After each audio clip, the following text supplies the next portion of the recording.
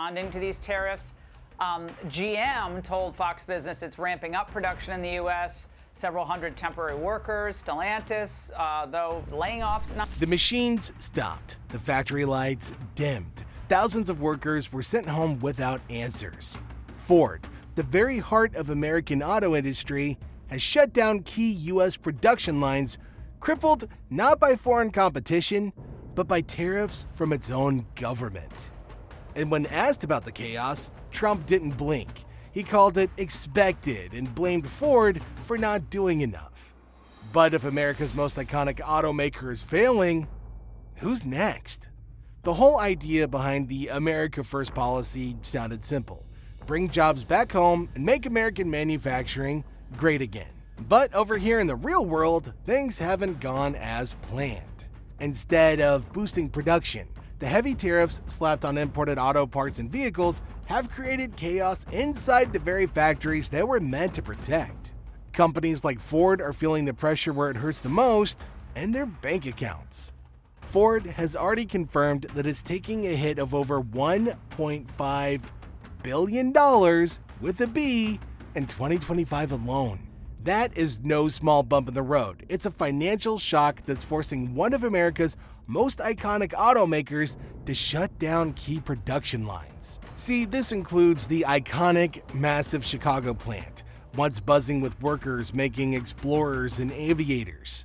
It also hits the Michigan assembly plant, home to the popular Bronco and Ranger.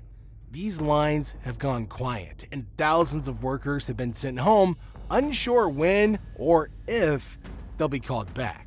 Now, a major part of this problem is the new 25% tariff on imported auto parts.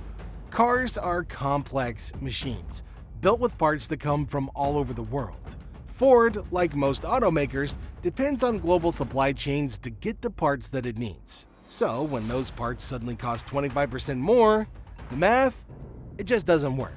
Vehicles like the Mustang Mach-E and the Bronco Sport, which are built in Mexico, have become significantly more expensive to produce. Now, to stay afloat, Ford had no choice but to raise prices by nearly $2,000 per vehicle in some cases. Ford Motor Company. The automakers have been having trouble lately. That stock is down a couple of bucks at $9.27, down 2.8%. Andrew Frick is the president. In the wallet, and it puts dealers in a tough spot as customers start hesitating. And check it, it's not just Ford. The shockwave has spread across the entire auto industry. General Motors has had to make fast changes to its production schedules. Some truck assembly operations have been shifted back to Indiana, while hundreds of workers have been laid off elsewhere. Stellantis, don't even get me started. The parent company of Chrysler and Dodge has idled plants in both Canada and Mexico, and these decisions are creating ripple effects in the US. In the Midwest, at least 900 workers at component plants lost their jobs overnight. Here's the thing, these aren't just numbers, these are people, real families and communities suddenly thrown into uncertainty. And suppliers, they're also feeling the heat. With fewer parts moving across borders and the cost of those parts shooting up, entire sections of the auto supply chain are struggling. Component shortages are delaying vehicle production. Deliveries that used to take days are now taking weeks. And when the vehicles finally do reach dealerships, they cost more than ever before. In fact, car prices jumped by over 2.5% in a single month, the steepest rise in years. What started as a policy to protect U.S. workers is turning into a storm that threatens to wipe out thousands of jobs. Factories are pausing, dealerships are struggling, consumers are frustrated. The plan was to build more in America, but the reality is that building has become a lot harder and way more expensive. When news broke that Ford was shutting down its major U.S. production lines, the country expected some kind of reaction from Donald Trump. After all, Ford is a symbol of American manufacturing. If anybody was going to speak on it, it would be the man who campaigned on bringing jobs back home. But instead of offering concern or solutions, Trump stood firm on his stance. His response was blunt. He called Ford's shutdown unexpected and said the company should have moved production back to the United States a long time ago. No shock, zero sympathy, just business as usual. His reasoning was led to his long-held belief in tariffs. Trump made it clear that this was all part of a larger goal. In his words, these tariffs are about America first. The problem is, the fallout from these policies is being felt across America by the very workers the policy was supposed to protect. For Ford, the 25% tariff on imported parts and vehicles didn't just add pressure, they became impossible to work around. Building a car isn't something that can just be relocated overnight. It takes years of supply chain coordination, partnerships, equipment, and trained labor. Trump's stance and policies left little room for companies to adjust, and for workers already affected by the shutdowns, it felt like a gigantic shrug of the shoulders from the top. Ford had no choice but to halt production in several plants, and the ripple effects were immediate. But the message coming from Washington, that didn't shift. There were no signs of policy change or relief. Trump's team maintained that the short-term pain would lead to long-term gain. America's #1 auto manufacturer, and we assemble more U.S. vehicles and we employ more U.S. hourly auto workers than any other OEM. And we want to do more, not less, here in the U.S. But for the people who lost their jobs or saw their paychecks cut, that gain feels really far away. Especially when you look at all the cuts to social safety nets in the big beautiful bill. As production lines froze and parts became more expensive, this impact quickly hit dealerships too. Prices of new vehicles spiked dramatically by more than 2.5% in a single month. That doesn't sound like a lot of money until you recognize that a lot of new vehicles cost, at a minimum, about $50,000.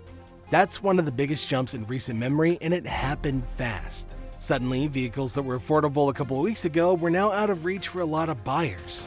Some dealerships tried to soften the blow with emergency discounts and employee pricing made available to everybody, but even with all of those efforts, it wasn't enough to keep up with the rising cost.